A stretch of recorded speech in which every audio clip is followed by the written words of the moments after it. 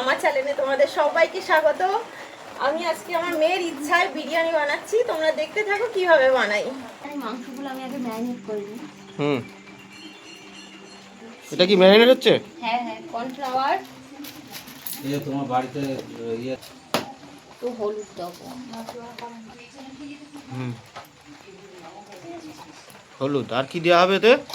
আর কিছু দেবো না, কর্নফ্লাওয়ার, হলুদ আর লবণ হ্যাঁ দিয়ে এটা মেখে নেবো। কতক্ষণ থাকবে? 10-15 মিনিট মতো থাকবে, হুম, তারপরে ভেজে নেবো। 10-15 মিনিট থাকবে, হ্যাঁ তারপরে ভেজে নেবে। হ্যাঁ, এই কোথায় রেখে দিলে 15 মিনিট?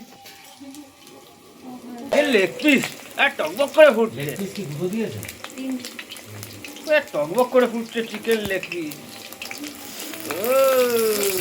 পড়ে যাও। ঢুকিয়ে দিও না কেন।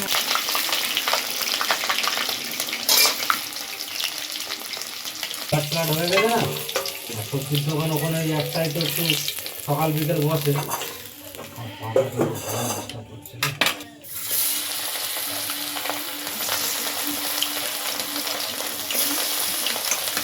মাংসগুলো ভালো সিদ্ধ হচ্ছে তো?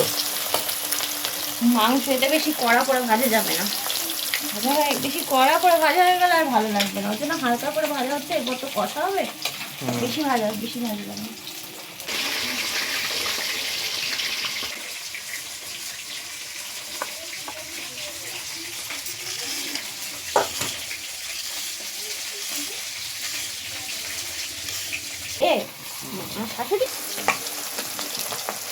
এগুলো দেখলাম কি হচ্ছে? পকোড়া একটু পকোড়া খেয়ে নিয়ে ছুটে গিয়ে গাজর বানিয়ে তাহলে দিয়ে দেওয়া যায়, ভালো হবে। হ্যাঁ, এটা সিদ্ধ করা আলু আমি প্রেসারে সিদ্ধ করে রেখে দিয়েছিলাম। এবার এটাকে ভেজে নেবো। আচ্ছা, গরম হয়ে গেছে। ভাজলে কি হবে? ভাজলে জিনিসটা ভাঙবে না, শক্ত থাকবে, ভালো লাগবে খেতে। আমি এই দোকানের মধ্যে স্পেশালিস্ট না যে কি হবে ভাজলে, অত কিছু যায় না, ভাজলে ভালো লাগে। বাবুকে গিয়ে ওই বাচ্চার বাইরেটাই গিয়ে বন্ধুদের চলে শুরু করতে।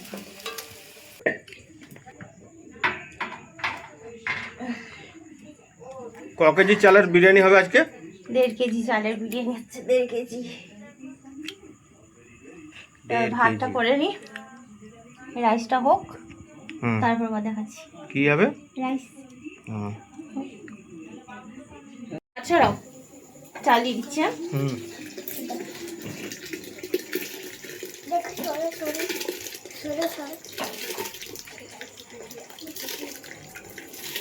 কেটে নিয়ে চলে এসেছি। আসতে দেখো মেন উৎসটাকে দেখা যায় যে পার্টি লাভ এখানে আসা করতাম। ইজি এনার জন্য হচ্ছে আজকে বিরিয়ানি।